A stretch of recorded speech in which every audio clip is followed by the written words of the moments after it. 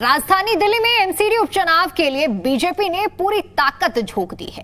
खुद मुख्यमंत्री रेखा गुप्ता चुनावी मैदान में उतरी और उन्होंने वार्ड नंबर 74 चांदनी चौक में प्रचार किया।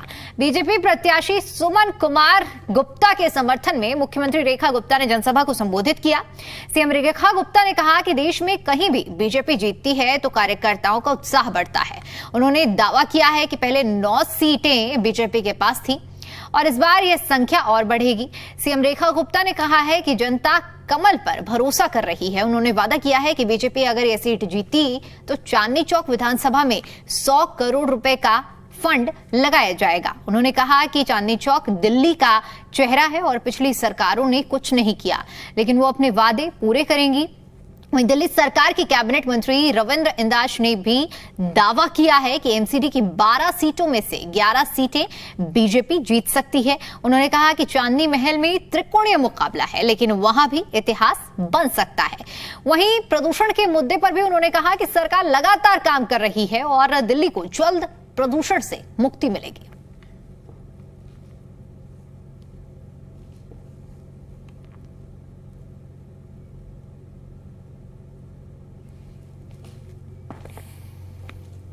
सीटों पर लड़ने के पहले 9 थी, अब बढ़ गई। आपको बता देना और इस बढ़ने में सबसे पहली सीट जो बढ़ी वो चांदनी चौक की बढ़ी।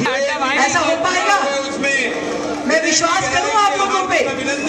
जनता पार्टी ऐसा करना है, श्री नरेंद्र मोदी 100% करना श्री है। नरेंद्र मोदी। और मुझे विश्वास है कि जब यहाँ बैठे हुए मेरे ये सभी भाई बहन लग जाएंगे, अपना बूथ, अपना मोहल्ला, अपना पन्ना इसको पकड़ लेंगे तो कोई दुनिया की ताकत नहीं है जो हमारे उस वोट को रोक सके जो पोलिंग स्टेशन पे जाके कमल का बटन दबाना चाहता है।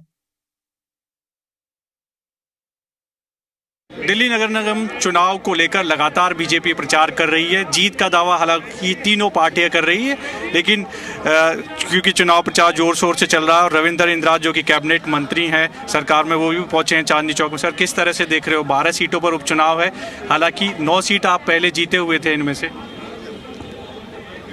पहले हमारे पास 9 सीट थी, 12 सीटों पर उपचुनाव है और आज हम चांदनी चौक की दिल्ली के दिल की सीट पर हम खड़े हैं।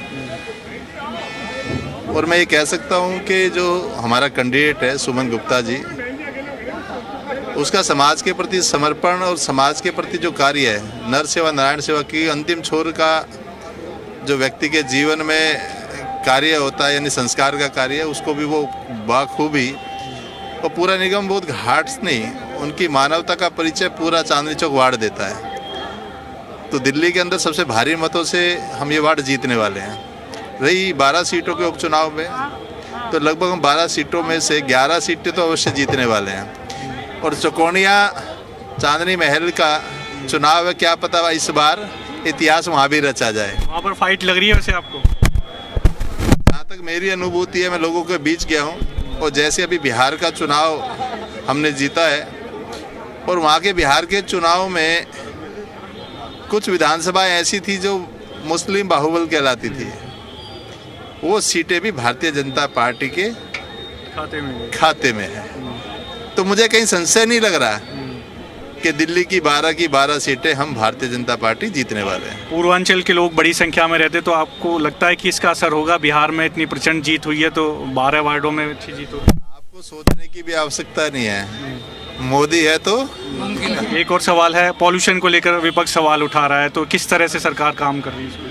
लगातार मैं आज भी कह सकता हूं कि दिल्ली की माननीय मुख्यमंत्री ने 2 घंटे अलग अलग प्रशासन के अधिकारियों से मीटिंग की है। लगातार मैं भी और पूरी कैबिनेट भी, दिल्ली के मुख्यमंत्री भी एक निवेदन कर रही है कि जीवन हमारा अपना है, पॉल्यूशन कहीं बाहर से नहीं, अपने ही लोगों के बीच से है। हम अवेयरनेस कर रहे हैं, जितनी भी सुविधाएं दिल्ली सरकार या जितनी भी उपकरण लगा सकती हैं वो सभी तैयारियां हो चुकी हैं लगभग। और मेरा मानना है कि 1-2 दिन में स्थिति बदलने वाली है। वीडियो जर्नलिस्ट राहुल के साथ देवेश कुमार, जी मीडिया, दिल्ली।